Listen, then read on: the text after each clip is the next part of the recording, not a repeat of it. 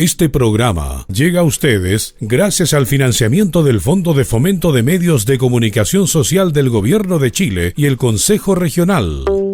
Porque conocer la voz de quienes hacen que las cosas pasen es importante. En Radio Mía presentamos Educación Cívica para Los Ángeles, un espacio multiplataforma para ver y escuchar a los protagonistas que construyen y se la juegan por nuestra comunidad. Aquí viviremos historias inspiradoras, ideas innovadoras y mucho amor por nuestra ciudad. Bienvenidos a Educación Cívica para Los Ángeles, con la conducción de Carlos Astete.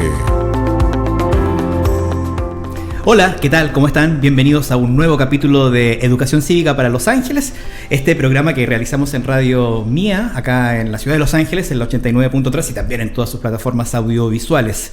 Este espacio cuenta con el apoyo del Fondo de Fomento de Medios de Comunicación Social del Gobierno de Chile y el Consejo Regional.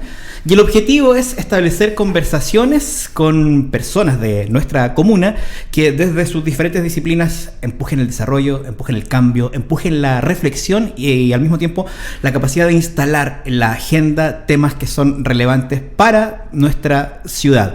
Y en esa lógica, el día de hoy me acompaña Vladimir Urrutia, él es activista LGBT, y vamos a tener una conversación en función de esta temática y lo importante que es hablar sobre lo que ocurre en nuestra comuna respecto de este tema. Vladimir, te doy la bienvenida, muchas gracias por acompañarnos el día de hoy. Y lo primero que tengo que preguntarte, que es lo que hacemos con todos nuestros invitados, es ¿cuál es tu relación con la ciudad de Los Ángeles? ¿Naciste acá? ¿Llegaste acá? ¿Hace cuánto tiempo estás? Bueno, gracias por esta invitación y gracias a Radio Mía. Siempre es un gusto estar conversando con ustedes y me alegro por este programa que sin lugar a dudas va a ser importante para toda la ciudadanía. Mira, mi historia con Los Ángeles la verdad es que es bastante atípica. Yo llegué a la ciudad de Los Ángeles en el año 2009 sin conocer a nadie, no conocía ni mis vecinos. Fue bastante complejo porque en realidad nosotros llegamos con mi novio en esa fecha. Él tenía que llegar sí o sí a vivir a esta ciudad por destinación del servicio de salud, porque llegaba como jefe de la unidad de cuidados intensivos del hospital de Los Ángeles. Y evidentemente yo lo acompaño y nosotros ya teníamos un buen tiempo de relación y decidimos establecernos en la ciudad. Perfecto. Y desde ahí en adelante empieza como a nacer mi relación con la ciudad. ¿Y antes de eso tenías alguna noción de esta ciudad? Claro, es que siempre había pasado por fuera, pero me parecía una ciudad bastante calurosa. Debo ser súper honesto que el día que yo llegué a vivir a la ciudad hubieron 42 grados de calor. Te recibió. Entonces yo dije, verano en su máximo apogeo. No me gusta el sol, no quiero vivir acá. Pero la verdad es que conforme fue pasando el tiempo le empecé a tomar cariño a la gente, cariño a la ciudad, cariño al clima. Siempre me gustó una ciudad con gente con la que tú pudieras conversar, ser ameno, ser empático con el otro, que te ubicaran, que te saludaran. Yo vengo de una ciudad pequeña, entonces en el fondo nunca quise perder ese tipo de comunidad. Bueno, tu rol como activista LGBT es una historia súper interesante que también me gustaría abordar un poco como desde el principio. ¿En qué momento tú descubriste tu orientación y cómo lo fuiste abordando en cada una de las etapas de tu vida, hasta el día de hoy en el fondo? A ver, yo no siempre fui activista. Claro. Hay que aclararlo. La verdad es que yo siempre supe que era homosexual, desde siempre. Me fui de mi casa a muy temprana edad. Yo creo que con eso que le pasa a mucha gente que es homosexual, lesbiana o trans, en cierto sentido como de incomprensión familiar hace que tú tomes tu maleta y te vayas a vivir a otra ciudad y que finalmente salgas del closet en otro lado. Porque suele ser que en las ciudades más grandes siempre hay como un mayor rango de tolerancia respecto a esto. La invisibilización de tu orientación sexual te hace libre. Entiendo. O sea, mientras no te vean como el homosexual del barrio, te sientes en mayor libertad de poder ser quien eres, sin la necesidad de estar dándole explicaciones a nadie, porque en el fondo nadie te conoce.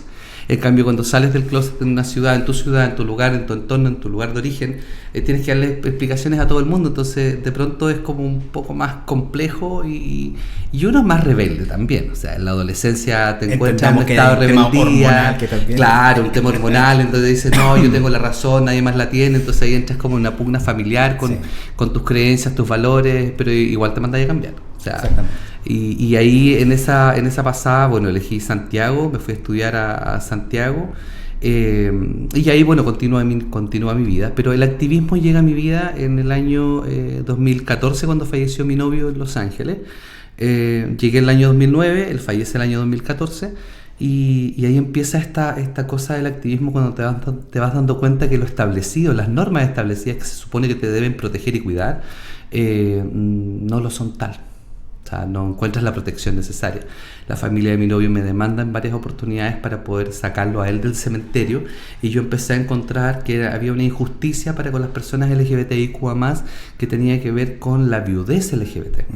¿Qué es la vejez LGBT? Nos estamos preocupando como sociedad de esa viudez, porque cuando te transformas en un viudo, cuando firmas un papel que te dice que tú eres esposo o esposa de alguien y hay un cónyuge, ahí se supone que legalmente eres viudo. Pero hay muchas parejas que viven 10, 20, 30 años y que nunca se casaron ni tampoco firmaron un acuerdo de unión civil porque la época no lo permitía, o porque ligeramente nunca quisieron firmar un papel, y uno de ellos fallece. ¿Le damos la categoría de viuda a esa señora que perdió a ese conviviente? Claro. Siempre se la damos. Pero ¿por qué no le damos la calidad de viuda a una persona del mismo sexo que falleció después de 5 años, 10 años, 20 años de relación? Y a veces más. Y nunca se la dan. La sociedad no se la da. Entonces la sociedad siempre dice, oye, ya no importa, pero si no eran nada, no tenían hijos, no tenían perros, no tenían gatos, no tenían casa, entonces, oye, ya no importa, si vas a conocer a otro y listo. Bueno, hoy afortunadamente sí hay una protección y sí hay legalmente, o existe legalmente esta figura. Sí, existe la figura, no fue gratuito en el fondo. No fue gratuito, pero tampoco es una obligación que puedas acceder. ¿Cachai? O sea, si tú aún así sigues creyendo en que te da lo mismo un papel firmado, entonces en el fondo por lo menos la herramienta está para el que quiera o no la quiera tomar. Exacto, pero estamos hablando de la unión civil. Exacto, pero también seguimos con la misma interrogante. ¿Le damos la calidad de viudo a una persona que no quiere acceder a firmar ningún documento? Claro. O sea, ¿somos realmente conscientes de que hay una persona que está pasando un proceso de luto, de duelo? Porque psiquiátricamente, psicológicamente hablando, un psicólogo, un psiquiatra, te puede decir, efectivamente esta persona está viviendo un duelo y un luto. Pero ¿la sociedad le da la categoría de viudo o viuda? No necesariamente. O depende del entorno social donde esté. Y lo normal es que no se la dan. Dice, nada, no importa. Entonces, claro, el luto no tiene un tiempo, el duelo no tiene un tiempo, de aquí a 3 meses no te vayas a sanar, o podés sanar, no sé, bueno, enhorabuena, a mí me costó mucho salir de eso. Entonces, eso hizo que finalmente yo empezara a conversar temas de de viudez LGBT.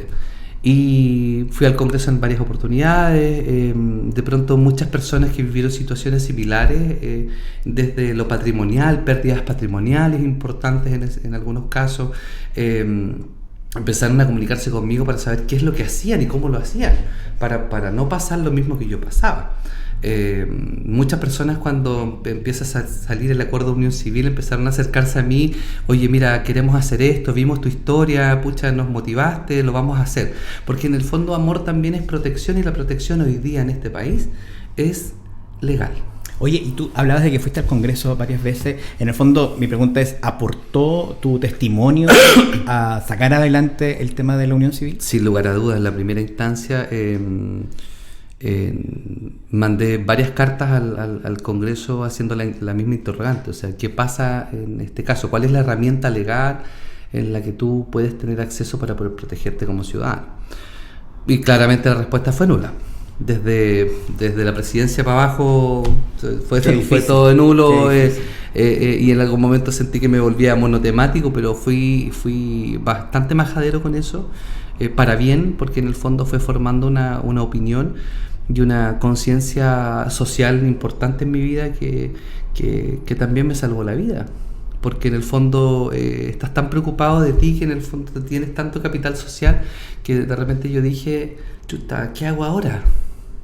¿Para dónde voy? Ya terminé este proceso, pero mira todo el conocimiento que adquirí, que tiene que servirle a alguien más. Claro, tenía yo el sumo ahí, y ¿qué hago? Claro, con todo y ahí viene lo de la fundación, con un grupo de amigas que me invitan a participar de este proyecto que ellas tenían, que también yo tenía el proyecto propio, pero decidimos en conjunto aunar estos criterios y empezar a trabajar en beneficio de la comunidad LGBT. Estamos hablando de la Fundación FUVADI. FUVADI, que correcto. Fundación Vanguardista Divergente. Me encanta el nombre. Sí. Bueno, el nombre es un poquito tiene rebuscado. Algo de provocador también. Tiene algo de provocador. Sí, de repente cuando yo digo, mira, yo vengo de la Fundación Vanguardista Divergente, como que me miran, chuta, canas, arrugas. Este gallo es como como que la edad versus la vanguardia, así como que no pega mucho. ¿A qué se refiere con claro, la vanguardista? Pero en el fondo sí, fuimos, y yo creo que somos en realidad una vanguardia de opinión dentro de los sectores en los que nosotros vamos conversando, porque nunca estuvieron estos temas instalados. Oye, Vladimir, ¿y por qué tú crees que a las personas o a muchas personas les cuesta tanto entender o interiorizar esto que tiene que ver con la capacidad del ser humano, que es intrínseca al ser humano, que es la capacidad de amar, pero a una persona del mismo sexo? Perdón, la primavera. Sí, las alergias, todo eso es muy natural y aquí en Los Ángeles sabemos que se da bastante. Te lo voy a preguntar de nuevo, ¿te parece? Por favor. ¿Por qué crees tú que hay tanta gente que en el fondo no logra comprender o interiorizar que la capacidad de amar, que es una característica propia del ser humano, necesariamente tiene que ser con el sexo contrario y no es natural amar a una persona del mismo sexo? Mira, lo que pasa es que eso es bastante discutible según tus valores y creencias. Lo que es bueno para mí no es bueno para ti y viceversa. Lo personal, yo creo que tiene que ver mucho con esta construcción de sociedad en la que nosotros de pronto nacimos. Yo nací en un mundo en donde había un sueño de familia, papá, mamá, hijos, casa propia, trabajo para el papá, la mamá en la casa, cocinando. Ese constructo social que en el fondo fue en algún momento impuesto en la sociedad nos hace pensar que todo lo que está fuera de ese rango evidentemente es algo nocivo, ¿cachai? Entonces es algo que es un anticuerpo, que es exógeno y tenemos que apartarlo. O sea, todo lo que no está acorde a ese modelo, sueño americano le dicen algunos, todo lo que no está acorde a esto, entonces es una disidencia. ¿Ya? Y eso finalmente hace que nosotros sigamos este patrón de conducta y vayamos en los tiempos de los tiempos haciendo copy-paste, en otras palabras, repitiendo este modelo de constructo social. Yo creo mucho en las personas que no debiéramos nosotros ser binarios. Yo creo mucho en el no binarismo desde el punto de vista de amar al otro sin la necesidad de preguntarte qué, cómo, cuándo y dónde. O sea, me parece importante que nosotros creamos en el sentimiento, en el amor, más allá del sexo y el género de las personas. Y es algo que también nosotros tendríamos que aprender siendo incluso adultos, desconstruyendo esta cuestión también. Yo siempre he dicho que el Evangelio le hizo un flaco favor a la humanidad llegando a esta zona para imponernos una ideología, que finalmente ahí sí podríamos hablar de una ideología cristiano-religiosa, en donde nos dice que tenemos que solamente amar a la mujer y amar al hombre es pecado. Entonces, es una discusión más a fondo, pero en el fondo tiene mucho que ver con eso, como que nos fue impuesto que teníamos que vivir de una manera determinada. Ahora, la homosexualidad y el lesbianismo, la transexualidad, viene de tiempos mucho más remotos todavía. O sea, siempre existimos nosotros en la sociedad. Hay quienes le dan esta connotación como de antinatural, pero está comprobado ¿qué es de manera empírica que claro, en todas las especies hay relaciones de homosexualidad en el fondo. Exacto, entonces entre los animales incluso son mucho más empáticos con la homosexualidad que nosotros los que podemos pensar en un pensamiento crítico, claro. Sí. Entonces, pero nace desde este odio, esta manera de vivir, esta construcción social que nos fue impuesta, que nos hace decir, nos hace amar a lo que está establecido. O sea, si tú te sales de ahí, eres disidente, eres degenerado, eres malo, eres aquí, eres allá, entonces no perteneces a este como gueto, por así Pero ¿te decirlo. parece a ti que, por ejemplo, hoy, en el 2024, ya a puertas del 2025, la mirada sigue siendo la misma o hay cierto nivel de flexibilidad, cierto nivel de avance, particularmente por el trabajo que se está realizando desde la formación de los niños en el colegio a propósito de la importancia del respeto entre las personas y de comprender el tema de la diversidad? Yo creo que mutó. Yo creo que esta cuestión va mutando con el tiempo. Ajá. O sea, hoy día tenemos mucho más aceptación social. Como te comentaba hace un rato, me agrada que 2 hombres o 2 mujeres vayan de la mano en la calle hoy día, porque eso significa que la pega la estamos haciendo bien. Claro. O sea, vamos. Ese es un súper buen ejemplo. Estamos Eso súper bien encaminados. hace 20 o ¿cachai? 30 años sería impensable. Pero fíjate que va desde el punto de vista de las libertades. ¿Cachai? Yo me siento súper contento cuando veo 2 hombres en la calle de Los Ángeles caminando de la mano, porque quiere decir que yo no estaba tan equivocado, porque esas personas también merecían un espacio de libertad. O sea, merecían expresarse libremente sin pensar en si era prohibido o no era prohibido, porque antes pensábamos que esto era prohibido y éramos pecadores y éramos culpables. Hoy día no pensamos que es prohibido, hoy día es que no me vea mi papá ni mi mamá dándome un beso o andando en la calle de la mano. Pero antes era que no me vea mi papá, que no me vea mi mamá, que soy pecador, que esto es malo, que esto es aquí, que esto es allá. Entonces teníamos mucho más culpas antes que hoy día. Y eso a mí me parece que es importante que desde el punto de vista de las libertades. Estamos conversando con Vladimir Urrutia. Él es activista LGBT, vive en la ciudad de Los Ángeles hace 16 años y este espacio se llama Educación Cívica para Los Ángeles y llega hasta ustedes gracias al Fondo de Fomento de Medios de Comunicación Social del Gobierno de Chile y del Consejo Regional. Vladimir, te quiero preguntar sobre la fundación. Nos explicaste un poco el origen, que fue un procedimiento en el que te reuniste con otras personas que tenían intereses compartidos y de ahí nace la Fundación FUVAVI, que es Fundación Vanguardista Divergente. Háblanos acerca del trabajo que han realizado. Mira, ha sido un trabajo bastante bonito porque en el fondo nuestro objetivo principal es instalar la conversación LGBTIQA+, en los espacios públicos y privados. En la provincia del Biobío, en la región del Biobío, provincia del Biobío y específicamente también en la ciudad de Los Ángeles, que es el lugar desde donde yo puedo operar, por así decir. Es importante porque nosotros irrumpimos en la escena político-social de esta provincia diciendo, momento, yo soy un activista LGBT, buenas tardes, mi nombre es Vladimir, y me gustaría que ustedes como repartición pública me pudieran contar cuáles son las políticas locales que están trabajando para la comunidad LGBTI. Y el silencio fue absoluto. Y ahí te encontraste con la realidad. La realidad fue un portazo porque la gente no lo conversaba, la gente no lo hablaba. Nosotros cuando salíamos en los medios de comunicación era puro hate absoluto. Y por eso te decía que antes que mutaba esta sensación de que antes... hoy día tenemos más espacios, pero finalmente mutó hacia las redes sociales, donde encontramos un aumento considerable en la homo-lesbo-transfobia. Entonces, esa lucha finalmente está al debe, pero en todas las áreas, no solamente en la comunidad LGBTIQ+.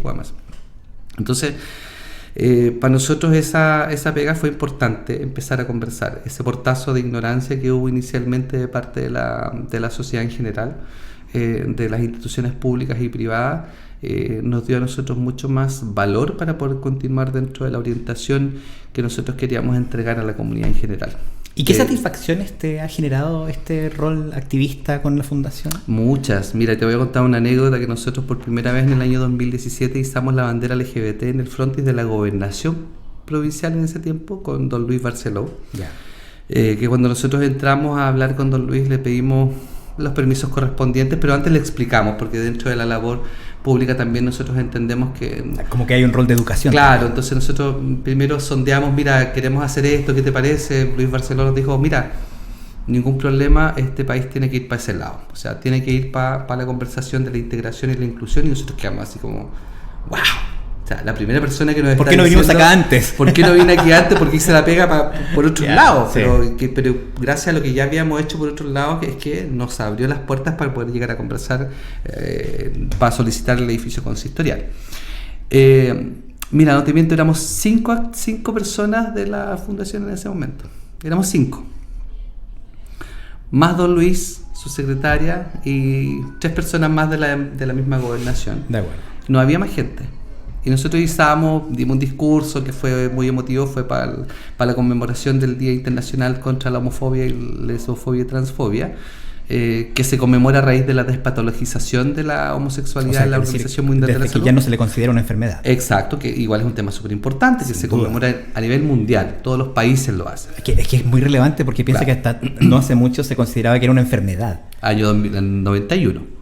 A eso me refiero. O sea, hace 25 años nomás aquí en Chile se despenaliza. O sea, que tenía además la legislación, que era perseguido legalmente, y además había como un tratamiento psiquiátrico para homosexualizarse. Claro, o sea, las terapias de conversión son un tema bien complejo, que hay algunas terapias medias solapadas todavía, pero en el fondo nunca hay que bajar la guardia en eso. Ahora, bueno, éramos 5 personas y me acuerdo ese día que llamaron por teléfono a la misma gobernación, don Luis, oiga, por favor, venga un poco más de gente, somos muy pocos.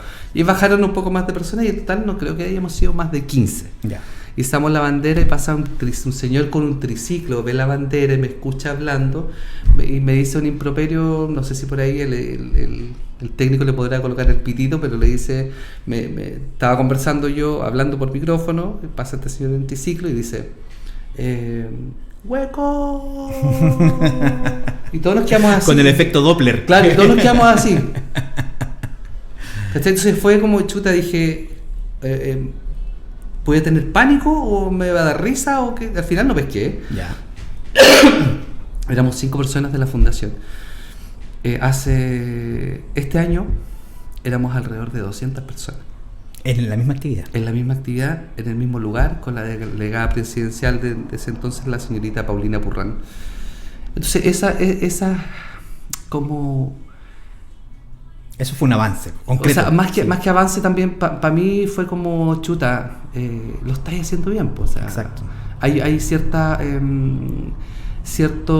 alegría que te provoca cuando tú vas paso a paso abriendo espacios para poder conversar estos temas, a pesar de todo lo que tienes en contra, a pesar de algunos políticos conservadores de la zona, que yo digo, oye, Los Ángeles no es tan grande, tiene 220.000 habitantes proyectados a lo mejor al censo nuevo. Según el último censo tendrá 200.000 habitantes más o menos, 190, 200.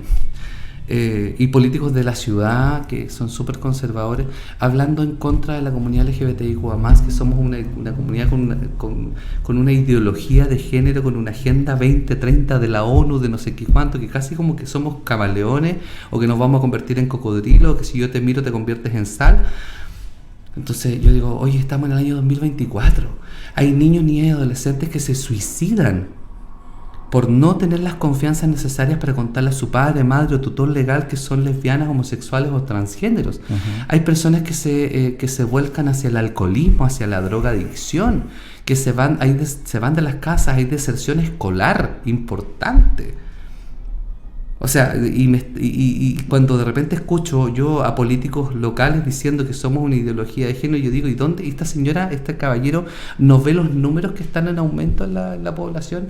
En Los Ángeles, el año pasado descuartizaron a una persona trans, fue el crimen más terrible que se cometió en esta ciudad, y cuando lo solapo con la opinión de un político que me está diciendo que somos una ideología de género, me dicen, no, si los niveles de inseguridad, la seguridad es para todos, no solamente para los homosexuales. Momento, aquí separemos las cosas. En ningún país matan a la gente por ser heterosexual. Eso es verdad. ¿Hay países donde matan a las mujeres por ser mujeres? O por no llevar hijab, inclusive. Por ejemplo. ¿Hay países donde matan a las personas por ser homosexuales? Sí. ¿Hay leyes que prohíben a personas por ser, que encarcelan a personas por ser homosexuales? Sí. ¿Hay leyes donde encarcelan a las personas por ser hombres? No.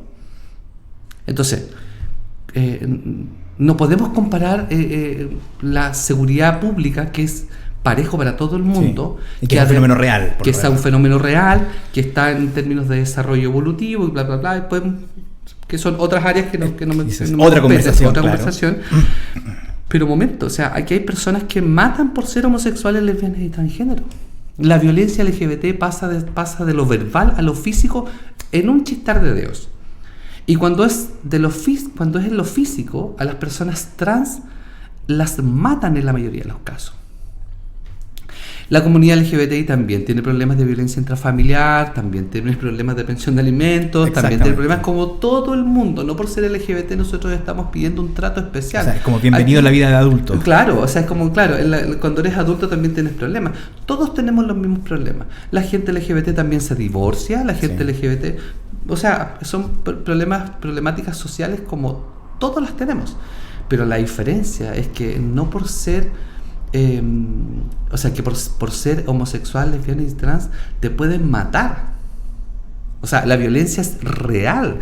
Se asusta la gente cuando yo lo comento, porque en el fondo también, incluso, mira, una chica trans de 17 años en un hogar del Sename hace un par de años atrás, cuando era Sename, se suicidó en un hogar del Sename en Santa Bárbara. Y la enterraron como Juan Carlos. No precisamente Juan Carlos, pero la entierran como Juan Carlos. ¿Por qué no la o sea, no la respetaron incluso hasta el momento de su muerte? A José Matías, gracias a él, impulsando la ley José Matías, también no lo respetaron ni siquiera en su lecho de muerte. O sea, mi escudo no puede ser, es que el papel lo dice y te llamas María, entonces yo te tengo que llamar. No puede ser. Yo conocí un psicólogo trans que trabajó en un CEFAM acá en la ciudad de Los Ángeles, que fue obligado a usar su credencial con su nombre muerto, su nombre femenino. O sea, eso es poca falta de empatía, eso finalmente tiene que ver con no estar acorde a los nuevos tiempos y al desarrollo de nuestra propia humanidad. Entonces, yo entiendo que las personas tengan un credo religioso y me parece súper válido y nadie debiera estar en contra de eso. Yo eso lo tengo súper claro. Porque también es un derecho. Pero también es un derecho. Yo entiendo que las personas tengan una opinión política distinta, disidente o no disidente, conservadora, no conservadora, más de izquierda, más de derecha. A mí me da lo mismo en el fondo. Aquí la orientación sexual o identidad de género no, es apolítica, areligiosa y no tiene nada que ver con distintos sectores de la población que nos quieren encasillar. Perfecto. Estamos conversando con Vladimir Urrutia, él es activista LGBT, en este espacio llamado Educación Cívica para Los Ángeles. Vladimir, te quiero preguntar por los proyectos en el futuro de la Fundación, en el fondo. ¿En qué están trabajando ahora? ¿Cuáles son sus proyecciones? Cuéntanos acerca de eso. Mira, nosotros estamos súper preocupados hoy día con el programa de acompañamiento e identidad de género de este país, porque en el fondo Los Ángeles fue pionero del país, que es un programa que orienta a la comunidad LGBTIQ+, a las personas trans en realidad, menores de 18 años, y no solamente a las personas menores de 18 años, sino que también a los padres, madres o tutores legales. Les hace un acompañamiento psicosocial, no entrega terapias, no le pasa hormonas, no en ningún caso son poseedores de horas para cirugía, mastectomías o histerectomía, para nada. O sea, son programas que apoyan desde lo psicosocial, que es súper importante cuando las personas trans se empiezan a manifestar públicamente en su entorno familiar, y estos programas lo que hacen es apoyar a las familias y a los niños, niñas y adolescentes con la información necesaria para tomar decisiones en el futuro. ¿Ya? Ahora, ellos no le pasan una hormona, nada. Y lamentablemente... No aceleran el proceso. No aceleran el proceso ni se convierten en nada. Entonces, lamentablemente este programa fue rechazado al presupuesto para la atención de los más de 30 centros a nivel nacional, creo que son 36, y hay cientos de familias que van a quedar desprotegidas y en el abandono. O sea, hay mucho que hacer. Hay mucho que hacer. Como proyecto futuro nosotros tenemos el tema de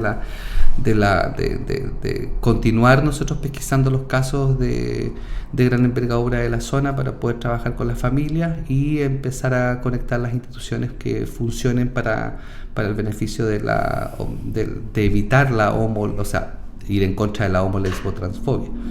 Son Perfecto. Pequeños actos que yo creo que son importantes para la comunidad. Oye, Vladimir, te queremos agradecer esta conversación. Hay mucho todavía por conversar. Vamos a ver si se crea otra instancia, pero por ahora de verdad te agradecemos la conversación, aprendimos mucho y te invitamos a seguir con tu lucha, con lo que están haciendo con la Fundación. Les deseamos mucho éxito y mucha suerte. Y nada, siempre es importante conversar con los protagonistas del cambio en el fondo. Y tú estás empujando en el fondo esta comuna para que tengamos una apertura y una tolerancia tan necesaria para ser más felices. Y en el fondo tiene que ver con eso al final. Tiene que ver con la felicidad, tiene que ver con liberarte y sacarte esas mochilas que en el fondo te van molestando en el camino para poder ser feliz. Y sí, bueno, yo creo que todos podemos ser activistas, todos podemos ser parte de. O sea, nos preocupamos por salvar las ballenas y hay juntando 100 y tantas firmas en la plaza para salvar las ballenas, y yo jamás en mi vida he visto una ballena, pero sí fui a firmar porque me da emoción las ballenas. Pero el año pasado mataron a una persona y no soy capaz de apoyar a la familia de esa persona para que no sigan matando más gente. Entiendo. Entonces, queridos amigos, despedimos el programa. Muchas gracias. Pronto volveremos a través de la radio Mía 89.3 con este espacio llamado Educación Cívica para Los Ángeles. Muchas gracias, Vladimir. Gracias. Chao, que estén muy bien. Chao, chao. Ya escuchamos las voces de quienes aportan y construyen la identidad de nuestra ciudad. En Radio Mía hemos presentado Educación Cívica para Los Ángeles. Este programa llega a ustedes gracias al financiamiento del Fondo de Fomento de Medios de Comunicación Social del Gobierno de Chile y el Consejo Regional.